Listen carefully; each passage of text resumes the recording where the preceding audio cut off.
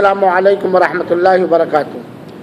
بسم اللہ والحمد للہ والصلاة والسلام علی رسول اللہ، اما بعد، اعوذ باللہ من الشیطان الرجیم، بسم اللہ الرحمن الرحیم، فصل لربک وانحر۔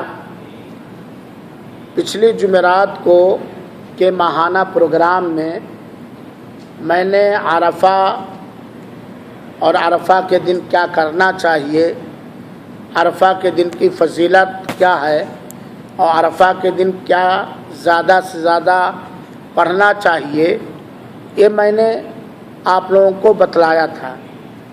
آج میں بتلانا چاہتا ہوں یوم النحر کے بارے میں، یعنی 10 ذی الحجہ جس کو یوم النحر کہا جاتا ہے، اس کے بارے میں کچھ اہم باتیں بتلانا چاہتا ہوں کہ آیا یوم النحر 10 ذی الحجہ کی کوئی خصوصیت ہے کہ نہیں ہے۔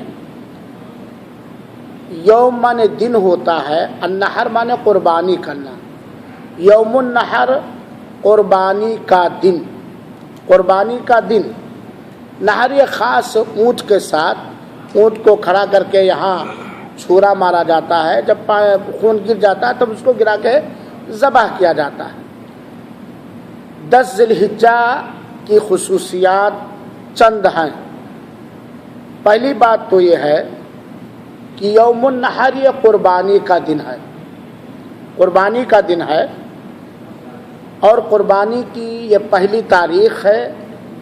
دوسرے دنوں کے بنسبت، ایام تشریق کے دنوں کے بنسبت اس دن قربانی کرنا سب سے زیادہ افضل اور محبوب عمل ہے یہ عام لوگوں کے لیے، کیونکہ اللہ کے رسول اکرم صلی اللہ علیہ وسلم نے فرمایا تھا کہ آج میں عید کی نماز پڑھوں گا، پھر قربانی کروں گا۔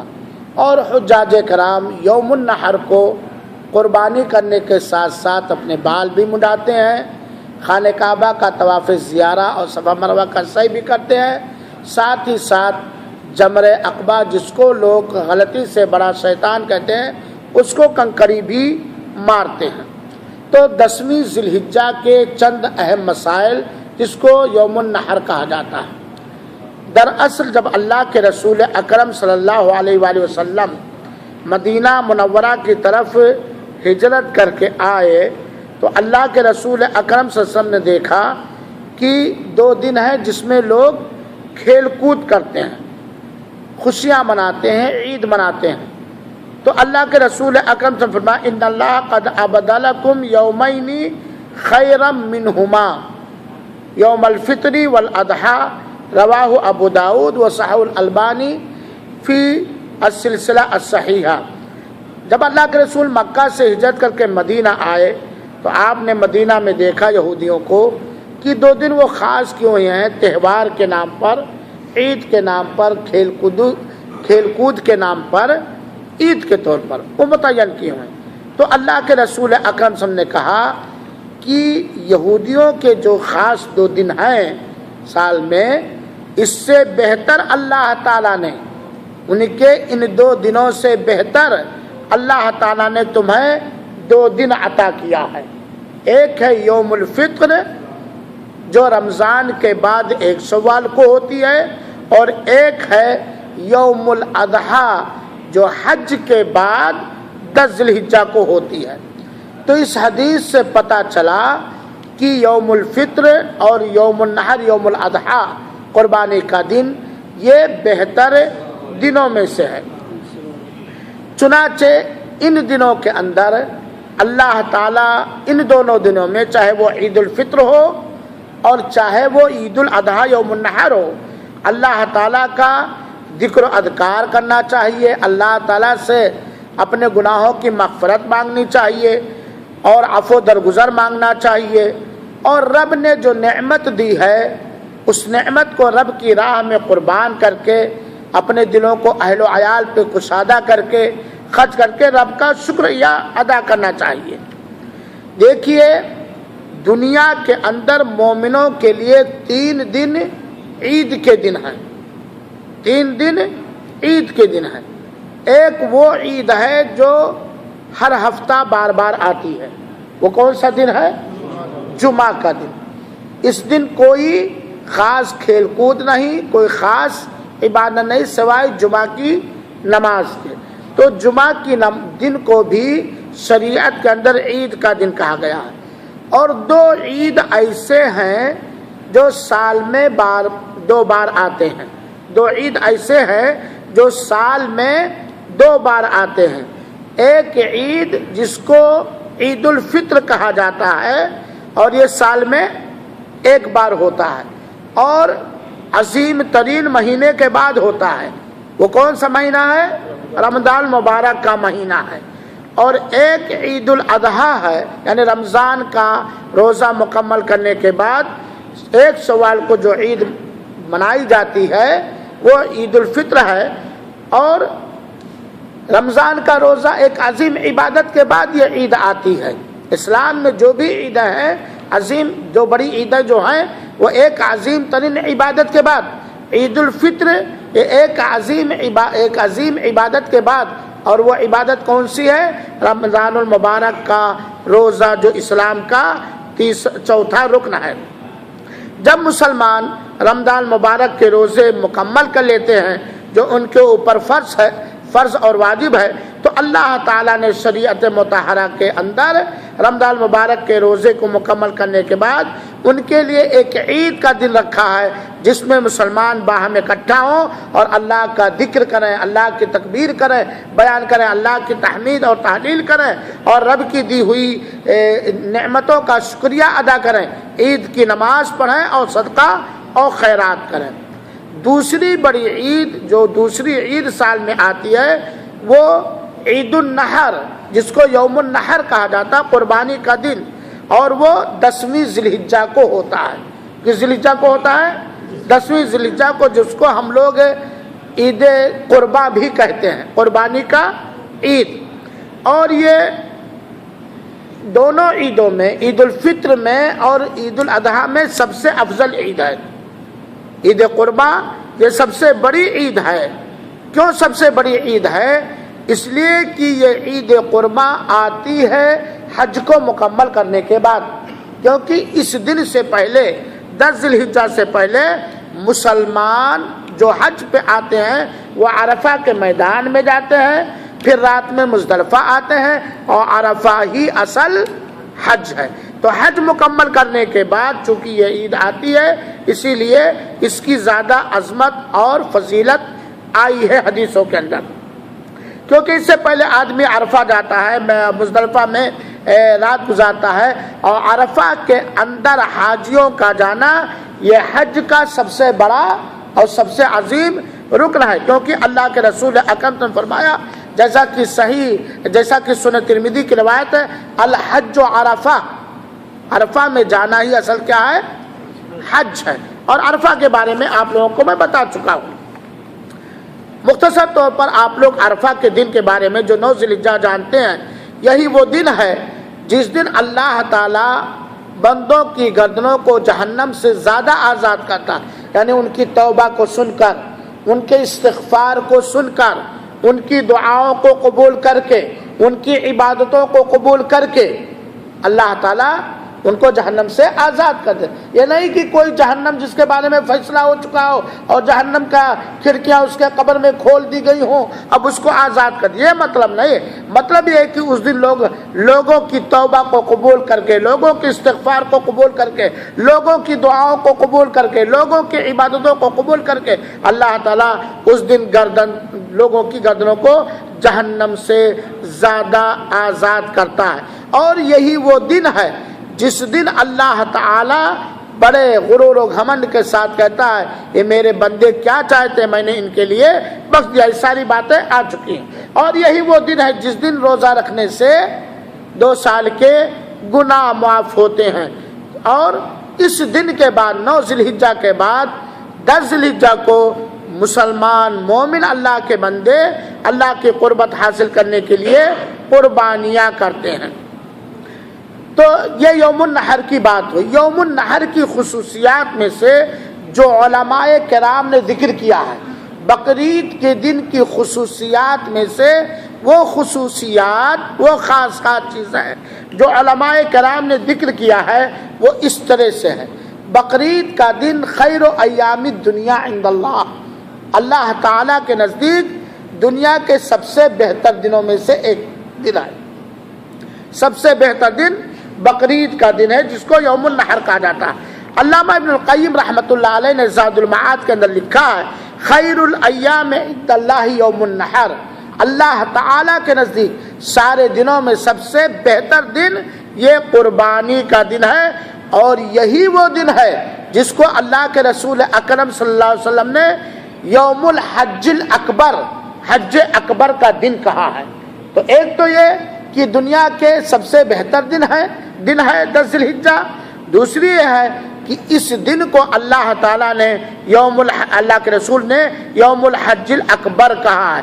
اللہ کے رسول اکرم سے فرمایا ان اعظم الایام عند اللہ یوم النحر، عظیم ترین دنوں میں سے، عظیم ترین بڑے دنوں میں سے، خیر و بھلائی والے دنوں میں سے قربانی کا دن یہ بہتر دن ہے۔ تو یہ حج اکبر کا دن ہے۔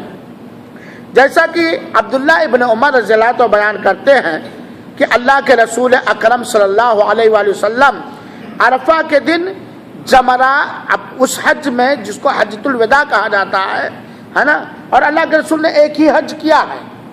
حجۃ الوداع اس کو اس لیے کہا جاتا ہے کہ اس کے بعد اللہ کے رسول 3 مہینہ صرف دنیا میں زندہ رہے، اس لیے اس کو رسول کا آخری حج کہا جاتا ہے۔ آپ کو یہ بات بتائی جا چکی ہے کہ اللہ کے رسول اکرم صلی اللہ علیہ وسلم نے کل زندگی میں کتنے عمرہ کیے ہیں؟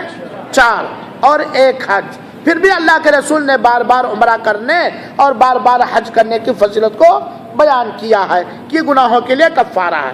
تو حجۃ الوداع اس لیے کہا جاتا ہے اللہ کے رسول کے لیے کہ اللہ کے رسول اکرم صلی اللہ علیہ وسلم اس حج کے بعد صرف 3 مہینہ زندہ تھے، اور حجۃ الوداع اللہ کے رسول اکرم صلی اللہ علیہ وسلم نے کس سن میں کیا ہے؟ کون بتلائے گا؟ کس سن میں کیا ہے؟ سن 10 ہجری میں۔ کس سن میں؟ سن 10 ہجری میں، اور 11 ہجری میں ربیع الاول 11 ہجری میں اللہ کے رسول اکرم صلی اللہ علیہ وسلم کا انتقال پرملال ہو گیا۔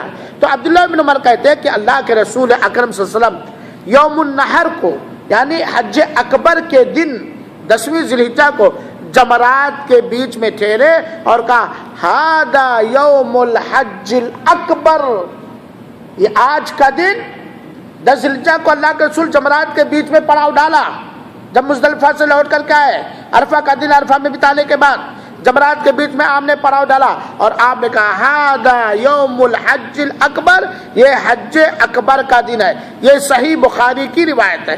حج اکبر کا دن اس کو اس لیے کہا گیا ہے کہ اس دن حج کے بڑے بڑے 4 کام کیے جاتے ہیں، حج کے بڑے بڑے 4 کام کے، چنانچہ جمر عقبہ کو کنکڑی ماری جاتی ہے، پھر قربانی کی جاتی ہے، پھر بال مڈایا جاتا ہے، پھر طواف افاضہ جس کو طواف زیارہ کہا جاتا وہ کیا جاتا ہے، صفا اور مروہ کے درمیان سعی کیا جاتا ہے، اس لیے یہ حج اکبر کا دن ہے۔ اور یہ بات جو لوگوں میں مشہور ہے کہ عرفہ کا دن اگر جمعہ کا دن پڑ جائے تو حج اکبری ہے، یہ بات بے بنیاد بے ثبوت ہے، اور اس کی بنیاد ضعیف اور من گھڑت روایتیں ہیں۔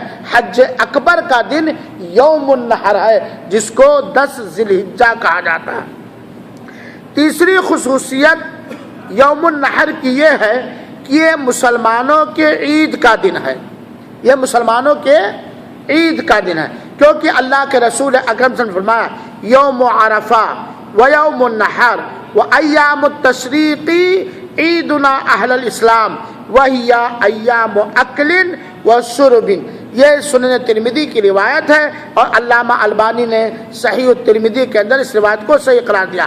اللہ کے رسول فرماتے ہیں عرفہ کا دن، قربانی کا دن، عرفہ کا دن یعنی 9 ذی الحجہ، قربانی کا دن یعنی 10 ذی الحجہ، ایام تشریق یعنی 11 12 13، یہ اے مسلمانوں یہ ہمارے عید کا دن ہے اور ہماری خوشی کا دن ہے اور ہمارے کھانے اور پینے کا دن ہے۔ عرفہ کا دن کیوں عید کا دن ہے؟ کیونکہ سارے حجاج کرام کہاں اکٹھا ہوتے ہیں؟ عرفہ کے میدان میں اکٹھا ہوتے ہیں۔ سارے کے سارے عید میں اکٹھا ہونا ہوتا ہے کہ نہیں ہے، عبادت کرنی ہوتی ہے کہ نہیں ہوتی ہے، صدقات و خیرات کرنا ہوتا ہے کہ نہیں ہوتا، وغیرہ وغیرہ۔ تو عرفہ کے دن کو عید کا دن اس لیے کہا گیا ہے کہ علماء نے لکھا ہے کہ سارے حجاج کرام عرفہ کے میدان میں اکٹھا ہوتے ہیں، ایک ساتھ نمازیں پڑھتے ہیں اور ایک ہی ساتھ ایک ہی لباس میں رہتے ہیں اور ایک ہی میدان میں رہتے ہیں، اس لیے اس کو عید کا دن کہا گیا۔ اور اس لیے بھی عید کو دن کہا گیا کہ حجاج کرام کے لیے اس دن روزہ رکھنا صحیح نہیں، عید کے دنوں میں روزہ رکھنا صحیح نہیں ہے، سمجھ گئے؟ تو حجاج کرام عید کو روزہ نہیں رکھیں گے، عرفہ کے دن کو روزہ نہیں رکھیں گے، کیونکہ عرفہ کے میدان میں اس کے بعد بڑے بڑے کام ہیں۔ علماء نے ذکر کیا ہاں اگر ٹھنڈی کا موسم ہے، عرفہ کا دن ٹھنڈی کے موسم میں پڑتا ہے اور روزہ رکھنے میں، حاجیوں کو دعا کرنے میں، چلنے پھرنے میں اور باقی باتیں جو بعد میں آنے والی ہے اس میں پریشانی نہیں ہوگی بالکل، تب ایسی حالت میں عرفہ کے دن اگر روزہ رکھنا چاہے تو رکھ سکتا ہے، ورنہ بہتر ہے کہ اس دن بھی نہ رکھے۔ تو عرفہ کے دن حاجیوں کے لیے صحیح بات یہ کہ وہ روزہ نہیں رکھیں گے، کیونکہ اللہ کے رسول اکرم صلی اللہ علیہ وسلم نے اس کو عید کا دن کہا ہے اور عید کے دن روزہ رکھنا اللہ کے رسول نے منع کیا ہے۔ تو یہ یوم النحر کی چند خصوصیت ہوئی جس کو علماء کرام نے ذکر کیا۔ میرے بھائیوں اور ساتھیوں، یہاں ایک مسئلہ ہم لوگوں کے سامنے ہے اور وہ یہ ہے کہ اس میں کوئی شک نہیں ہے کہ عید الفطر کے دن بھی ہم خوشیاں مناتے ہیں اور عید الاضحیٰ کے دن اور زیادہ خوشیاں مناتے ہیں، کیونکہ یہاں قربانی بھی رب کے دربار میں ہم پیش کرتے ہیں۔ لیکن یہاں ایک بات یاد رہے کہ عید الفطر ایک عظیم ترین عبادت ماہ رمضان کے روزے کی تکمیل کے بعد آتی ہے، اور یوم النحر 10 ذی الحجہ حج جیسی عظیم ترین عبادت کی تکمیل کے بعد یہ دن آتا ہے نا۔ رمضان کے ہم روزے بھی رکھتے ہیں اور جسے توفیق ملتی ہے حج بیت اللہ بھی کرتا ہے، لیکن ان عبادتوں کا جو سال میں 2 ہی بار آتا ہے، ایک ہی بار آتا ہے، رمضان ایک بار، حج ایک بار، ان عبادتوں کا ہمارے اوپر اگر اثر ہے، چھاپ ہے، تو یہ عید کا دن، عید الفطر کا دن، عید قربہ کا دن، رمضان کے روزے اور حج کرنے کا فائدہ ہے۔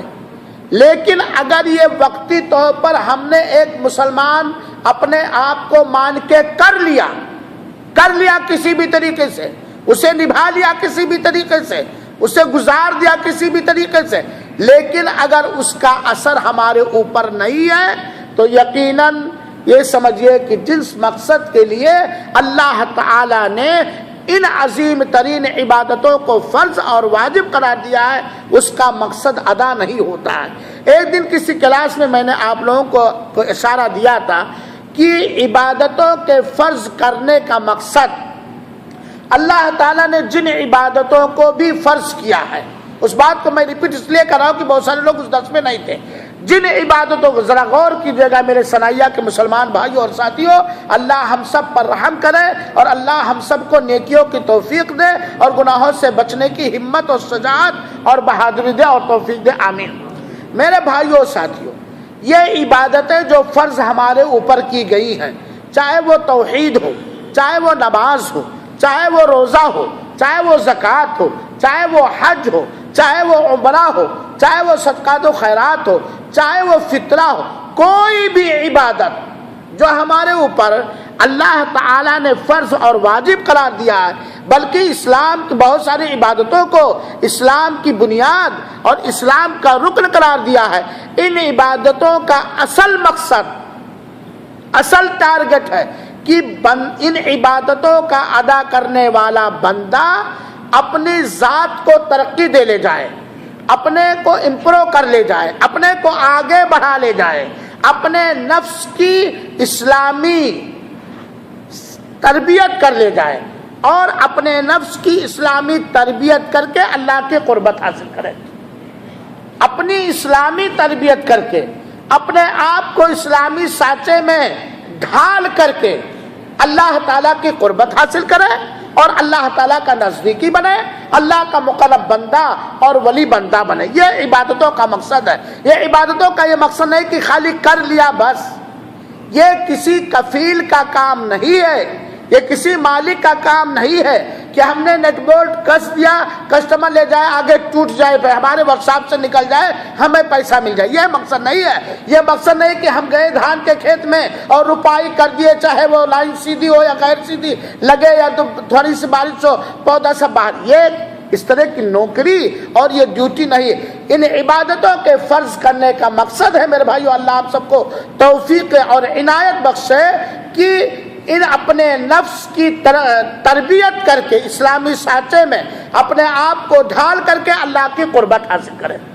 چنانچہ دیکھ لیجئے، توحید جیسی عظیم عبادت جس کے بنا کوئی عمل قبول ہی نہیں ہو سکتا، ایمان جیسی عظیم عبادت جس کے بنا کوئی نیکی اللہ کے ہاں قابل قبول نہیں ہے، توحید کو اپنانے کے بعد، اشہد ان لا الہ الا اللہ پڑھ لینے کے بعد، مان لینے کے بعد، اقرار کرنے کے بعد شرک سے ہمیں نفرت کرنی چاہیے، شرک سے بیزاری کا اعلان کرنا چاہیے، شرک کے خاتمے کا حکمت عملی سے پربند اور انتظام کرنا چاہیے. یہ اس کا مقصد ہے.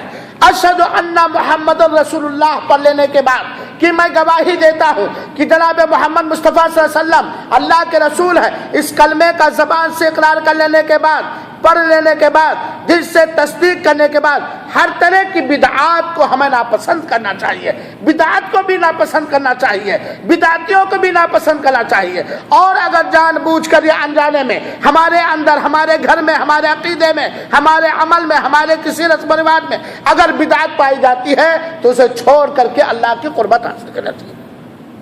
نماز ہے، نماز خالی پڑھ لینا نہیں ہے. نماز فرض کرنے کا مقصد جہاں یہ ہے کہ اسلام کا دوسرا اہم ترین رکن ادا ہو، اللہ کی قربت بندہ اس کے ذریعے حاصل کرے، اللہ کا ذکر و اذکار کرے، اللہ کی حمد و ثنا کرے، اللہ کے لیے کھڑا ہو، اللہ کے لیے جھکے، اللہ کے لیے سجدے کرے، اللہ کی حمد بیان کرے اور عذاب قبر وغیرہ سے پناہ مانگے اور اس کے ذریعے رب کی قربت حاصل کرے. وہی نماز کا ایک مقصد ہے کہ انسان نماز پڑھنے والا ہر فحش کام سے، ہر منکر کام سے، ہر غلط کام سے اپنے آپ کو بچا لے، کیونکہ اللہ تعالیٰ نے نماز کے بارے میں فرمایا ان الصلاۃ تنہی عن الفحشاء والمنکر. نماز یہ ہر فحش کام سے روکتی، ہر فحش کام، بے حیائی کے کام، یا جو بے حیائی کی دعوت دے رہا ہو یا جس سے بے حیائی کی فحش کی تائید اس سے روکتی ہے. اور منکر کہا جاتا ہے ہر وہ کام جو اللہ کو ناپسند ہو. اللہ تعالیٰ ہمیں ہر فحش اور منکر کام سے محفوظ رکھے اور منکر کی مٹانے کی توفیق عطا فرمائے، معروف کے پھیلانے کی توفیق عطا فرمائے. یہ نماز کا مقصد ہے. میرے بھائیو ساتھیو، زکوٰۃ اللہ نے فرض کیا ہے اس لیے کہ بندے کو میں نے مال دیا ہے اور بندہ میرے قربت حاصل کرنے کے لیے اپنے ہی سماج کے غریبوں پر خرچ کرے اور ہمارے دی ہوئی نعمت کا شکر گزار ہو، ہماری قربت حاصل. وہیں سے زکوٰۃ فرض کرنے کا مقصد یہ ہے کہ جس طرح زکوٰۃ ادا کرنے سے وہ مال پاک ہو جاتا ہے، مال صاف ستھرا ہو جاتا ہے، مال قبول ہو جاتا ہے، ایسے زکوٰۃ ادا کرنے والے کا دل بھی صاف ستھرا ہو جائے، ہر غلاظت سے، ہر خیانت سے، ہر گندگی سے، ہر شرک و کفر سے، ہر بدعت سے، ہر اخلاقی گراوٹ سے زکوٰۃ ادا کرنے والے کا دل بھی پاک صاف ہو جائے. قد افلح من زکاہا وقد خاب من دساہا. یقیناً کامیاب ہو گیا جس نے اپنے نفس کو دھل لیا، صاف ستھرا کر لیا ہر میل سے، ہر کچیل سے، ہر گندگی سے، اور برباد ہو گیا، ہلاک ہو گیا، تہس و نحس ہو گیا، تباہ ہو گیا جس نے اس کو گندا کر لیا. یہ زکوٰۃ فرض کرنے کا مقصد ہے. روزہ اللہ تعالیٰ نے فرض کیا تاکہ نبی کریم صلی اللہ علیہ وسلم کی ہدایت اور رہنمائی کے مطابق بندہ روزہ رکھ کر کے اللہ کی قربت حاصل کرے، جس کا بدلہ اللہ تعالیٰ ہی دے گا. جس روزے دار کے لیے اللہ تعالیٰ نے جنت میں پرویش و داخلے کے لیے باب الریان قائم کیا، روزے کا مقصد ہے کہ بندہ اپنے نفس کو اسلامی سانچے میں ڈالے. چنانچہ اللہ کے رسول نے فرمایا کہ جو شخص روزہ رکھے وہ گالی گلوج نہ بکے، اور اگر اس سے کوئی جھگڑا لڑائی کرے تو کیا کہے، اللہم انی صائم. روزے کا مقصد ہے نفس کی تربیت. ایسے ہی قربانی کا مقصد، حج کا مقصد بھی نفس کی تربیت، اسی لیے حج کے اندر خاص طور پر دو کاموں سے اللہ تعالیٰ نے منع کیا خاص طور پر۔ ایک تو ہر وہ کام جو بیوی کے ساتھ ایک شوہر کرتا ہے، چاہے ہم بستری ہو، چاہے ہنسی مذاق ہو، چمن چاٹی ہو، کچھ بھی ہو، اور ایک جھگڑا لڑائی، حسد۔ جھگڑا لڑائی کیوں ہوتا؟ یا تو حسد کی بنیاد پر، یا تو غرور کی بنیاد پر، یا تکبر کی بنیاد پر، وغیرہ وغیرہ۔ تو حج کو بھی اللہ تعالیٰ نے اسی لیے فرض کیا۔ قربانی کو اللہ تعالیٰ نے سنت موقدہ قرار دیا۔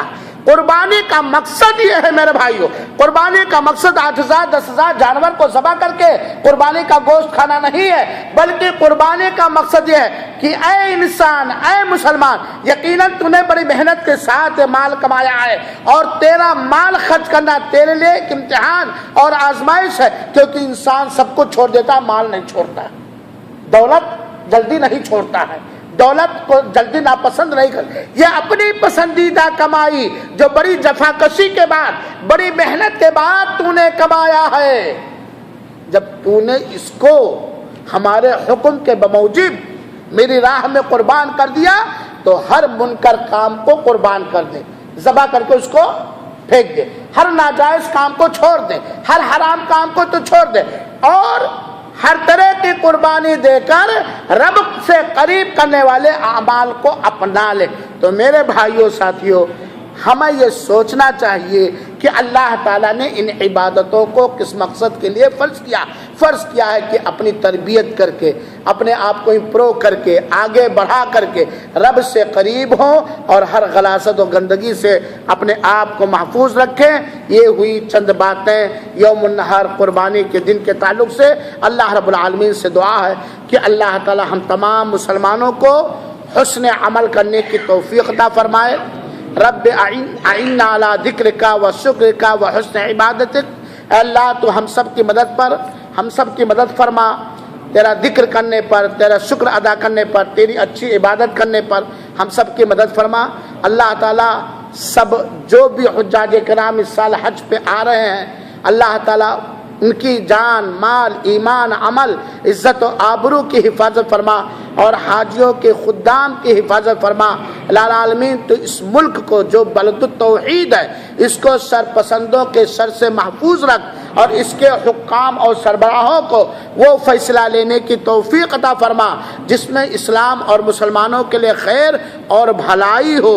اللہ تعالی ہم سب کو جب تک اس دنیا میں زندہ رکھے نیک عمل پر زندہ رکھے، اور جب دنیا سے اٹھائے تو توحید کے ساتھ اٹھائے۔ آمین۔ وصلی اللہ وسلم علی نبینا محمد صلی اللہ علیہ وسلم۔